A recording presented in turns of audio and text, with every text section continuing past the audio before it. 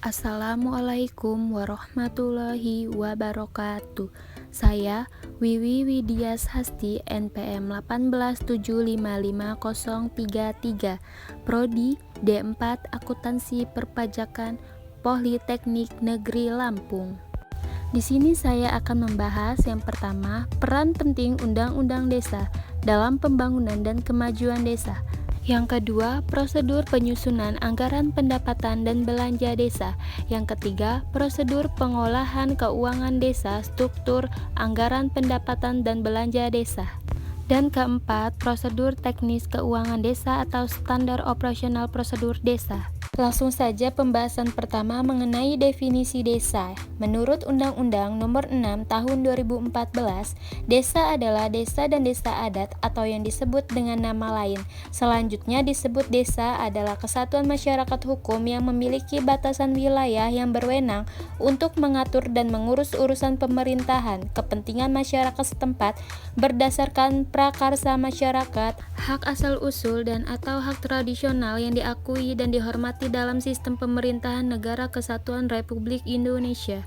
Selanjutnya latar belakang menurut Undang-Undang Nomor 6 Tahun 2014 yang pertama bahwa desa memiliki hak asal-usul dan hak tradisional dalam mengatur dan mengurus kepentingan masyarakat setempat. Yang kedua bahwa desa dalam susunan dan tata cara penyelenggaraan pemerintah dan pembangunan perlu diatur tersendiri dengan undang-undang. Yang ketiga bahwa dalam perjalanan ketatanegaraan Republik Indonesia, desa telah berkembang dalam berbagai bentuk sehingga perlu dilindungi dan diberdayakan agar menjadi kuat, maju, sehingga dapat menciptakan landasan yang kuat dalam melaksanakan pemerintahan dan pembangunan menuju masyarakat yang adil, makmur, dan sejahtera. Selanjutnya dasar hukum Undang-Undang Nomor 6 Tahun 2014 tentang desa adalah yang pertama pasal 5 ayat 1, yang kedua pasal 18, yang ketiga pasal 18B ayat 2, yang keempat pasal 20 dan yang kelima pasal 22D ayat 2. Selanjutnya tujuan dan asas pengaturan. Tujuan pengaturan yang pertama memberikan pengakuan dan penghormatan atas desa yang sudah ada. Yang kedua melestarikan dan memajukan adat, tradisi dan budaya masyarakat desa. Yang ketiga, membentuk pemerintahan desa yang profesional, efisien, dan efektif, terbuka, serta bertanggung jawab. Yang keempat, memajukan perekonomian masyarakat desa. Dan yang kelima, memperkuat masyarakat desa sebagai subjek pembangunan. Selanjutnya, asas pengaturan. Yang pertama, rekognisi. Yang kedua, subsidiaritas. Yang ketiga, keberagaman. Yang keempat, kebersamaan. Yang kelima, kegotong royongan. Yang keenam, kekeluargaan. Yang ketujuh musyawarah, yang kedelapan demokrasi, yang kesembilan kemandirian, yang kesepuluh partisipasi, yang kesebelas kesetaraan, dan yang kedua belas pemberdayaan. Selanjutnya peraturan desa. Sebagai sebuah produk hukum, peraturan desa tidak boleh bertentangan dengan peraturan yang lebih tinggi dan tidak boleh merugikan kepentingan umum, yaitu pertama, terganggunya kerukunan antar warga masyarakat, yang kedua, terganggunya akses terhadap pelayanan publik, yang ketiga, terganggunya ketentraman dan ketertiban umum, yang keempat, terganggunya kegiatan ekonomi untuk meningkatkan kesejahteraan masyarakat desa, dan kelima, diskriminasi terhadap suku, agama, dan kepercayaan. Dalam tata kelola pemerintahan desa, kepala desa dibantu oleh sekretariat desa yang mengurusi administrasi pemerintahan, pelaksanaan teknis lapangan yang bertugas dalam tata laksana operasional wilayah, dan pelaksanaan kewilayahan yang membantu kepala desa dalam melayani masyarakat. Kepala desa juga berhubungan dengan Badan Permusyawaratan Desa atau BPD untuk menampung dan untuk menyalurkan aspirasi masyarakat desa. BPD juga melakukan pengawasan kinerja kepala desa mereka. Selain itu, kepala desa erat hubungannya dengan lembaga-lembaga setempat seperti BUMN desa, lembaga masyarakat daerah, lembaga non-profit lainnya, untuk memecahkan berbagai masalah yang ada di desa. Selain itu, terdapat dua garis besar pengelola desa. Yang pertama, self-governing community atau tata kelola masyarakat. Yang kedua, local self-government atau pemerintahan lokal yang bergabung merumuskan tata laksana pemerintahan di desa. Contoh konkret yang bisa dilihat antara lain Rencana Pembangunan Jangka Menengah Desa atau RPJMDes, garis miring RKPDes, garis miring APBDes, dan BUMDes. Selanjutnya, pembahasan mengenai anggaran pendapatan dan belanja desa. Definisi anggaran pendapatan dan belanja desa atau APBDes adalah rencana keuangan tahunan pemerintahan desa yang dibahas dan disetujui bersama oleh pemerintah desa dan Badan Permusyawaratan Desa atau BPD dan ditetapkan dengan peraturan desa. Selanjutnya, tujuan penyusunan APB desa merupakan bagian dari pembuatan kebijakan dan pengawasan. Setelah itu, proses penganggaran APB desa dimulai setelah RKP desa ditetapkan. Dilanjutkan proses penyusunan APB desa, rencana kegiatan dan rencana anggaran biaya yang telah ditetapkan dalam RKP desa dijadikan pedoman dalam proses penganggarannya. Selanjutnya, proses penyusunan APB desa dimulai dengan urutan sebagai berikut. Yang pertama, pelaksanaan kegiatan menyampaikan usulan anggaran kegiatan kepada sekretaris desa. Yang kedua, sekretaris desa menyusun rancangan peraturan desa tentang APB desa. Yang ketiga, kepala desa selanjutnya menyampaikan kepada Badan Permusyawaratan Desa untuk dibahas dan disepakati bersama. Keempat, rancangan peraturan desa tentang APB desa yang telah disepakati bersama sebagaimana selanjutnya disampaikan oleh kepala desa kepada bupati melalui camat atau sebutan lain paling lambat 3 hari sejak disepakatinya. Kelima, bupati atau wali kota menetapkan hasil evaluasi rancangan APB desa paling lama 20 hari kerja sejak diterimanya rancangan perdes tentang APB desa. Yang keenam, peraturan desa tentang APB desa ditetapkan paling lambat tanggal 31 Desember tahun berjalan. Pembahasan selanjutnya yaitu pengelolaan keuangan desa. Keuangan desa dikelola berdasarkan asas transparan, akuntabel, partisipatif, serta dilakukan dengan tertib dan disiplin anggaran.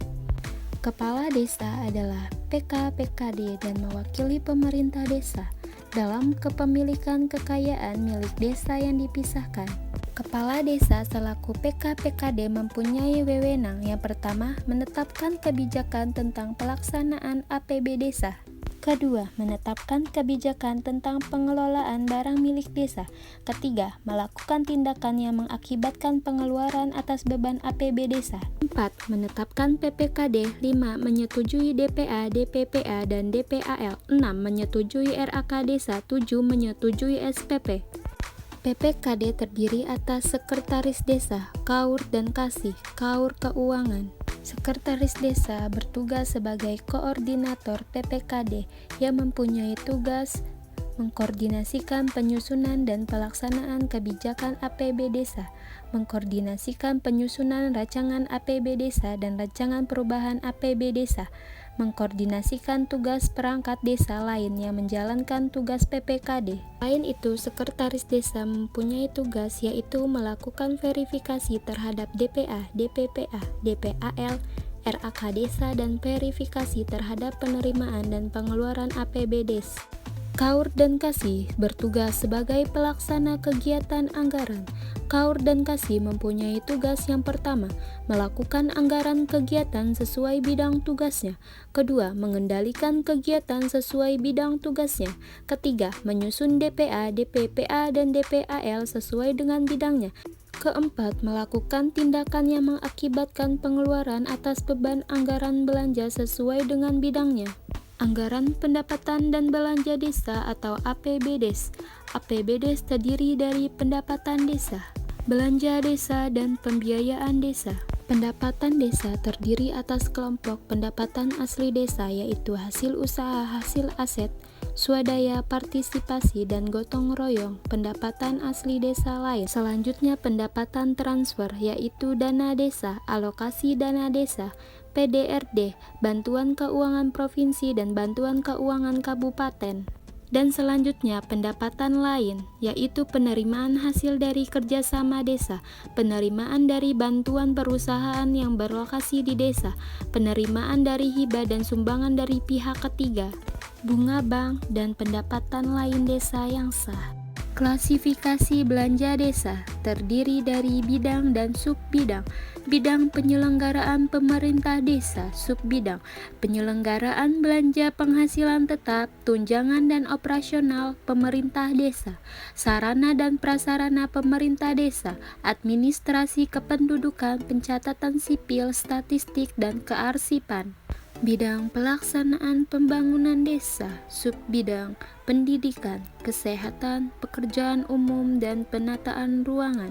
Bidang pembinaan kemasyarakatan desa, subbidang ketentraman, ketertiban, dan pelindungan masyarakat, kebudayaan, dan keagamaan. Bidang pemberdayaan masyarakat desa, subbidang kelautan dan perikanan, pertanian dan peternakan. Bidang penanggulangan bencana, keadaan darurat dan mendesak desa, subbidang penanggulangan bencana, keadaan darurat. Selanjutnya, jenis belanja desa. Yang pertama, belanja pegawai, kedua, belanja barang atau jasa, ketiga, belanja modal, dan keempat, belanja tak terduga. Pembiayaan desa. Pembiayaan desa merupakan semua penerimaan yang perlu dibayar kembali dan atau pengeluaran yang akan diterima kembali baik pada tahun anggaran yang bersangkutan maupun pada tahun anggaran berikutnya.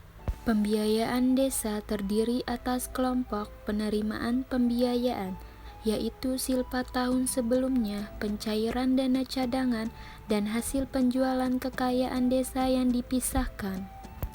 Pengeluaran pembiayaan terdiri atas pembentukan dana cadangan dan penyertaan modal. Pembentukan dana cadangan dilakukan untuk menandai kegiatan yang penyediaan dananya tidak dapat sekaligus dibebankan dalam satu tahun anggaran. Penganggaran dana cadangan tidak melebihi tahun akhir masa jabatan kepala desa. Penyertaan modal antara lain digunakan untuk menganggarkan kekayaan pemerintah desa yang diinvestasikan dalam BUMDes untuk meningkatkan pendapatan desa atau pelayanan kepada masyarakat. Penyertaan modal merupakan kekayaan desa yang dipisahkan yang dianggarkan dari pengeluaran pembiayaan dalam APBDes. Selanjutnya, pembahasan mengenai prosedur teknis keuangan desa atau SOP. Ini adalah salah satu contoh standar operasional prosedur alur keuangan desa Ngadong, Kecamatan Gantiwarno, Kabupaten Klaten. Selanjutnya, teknik penganggaran desa. Perencanaan dan penganggaran merupakan proses yang terintegrasi sehingga output dari perencanaan adalah penganggaran. Dalam proses perencanaan, dikenal adanya siklus anggaran yang meliputi 3 tahap sebagai berikut. Tahap pertama, yaitu tahap persiapan anggaran. Pada tahap persiapan anggaran, dilakukan taksiran pengeluaran atas dasar taksiran pendapatan yang tersedia. Tahap kedua, yaitu tahap pelaksanaan anggaran setelah anggaran pendapatan dan belanja desa. Disetujui tahap berikutnya adalah pelaksanaan anggaran. Dalam tahap pelaksanaan anggaran, hal terpenting yang harus diperhatikan oleh pemerintah desa adalah dimilikinya sistem informasi akuntansi dan pengendalian manajemen. Dan tahap ketiga yaitu tahap pelaporan dan evaluasi. Tahap terakhir dari siklus anggaran adalah pelaporan dan evaluasi anggaran. Tahap persiapan dan pelaksanaan anggaran terkait dengan aspek operasional anggaran, sedangkan tahap pelaporan dan evaluasi terkait dengan aspek akuntabilitas. Teknik dasar penganggaran. Anggaran pendapatan dan belanja desa mengkoordinasikan aktivitas belanja pemerintah dan memberi landasan bagi upaya perolehan pendapatan dan pembiayaan oleh pemerintah desa untuk periode tertentu. Teknik dasar penganggaran dalam penyusunan anggaran pendapatan dan belanja desa sebagai berikut. Semua penerimaan baik dalam bentuk uang maupun barang dan atau jasa dianggarkan dalam anggaran pendapatan dan belanja desa. Seluruh pendapatan dan belanja dianggarkan secara bruto. Jumlah pendapatan merupakan perkiraan terukur dan dapat dicapai serta berdasarkan ketentuan perundang-undangan. Dan yang terakhir, penganggaran pengeluaran harus didukung dengan adanya kepastian tersedianya penerimaan dalam jumlah cukup dan harus didukung dengan dasar hukum yang melandasinya. Sekian pembahasan yang bisa saya sampaikan atau saya jelaskan. Saya akhiri. Wassalamualaikum warahmatullahi wabarakatuh.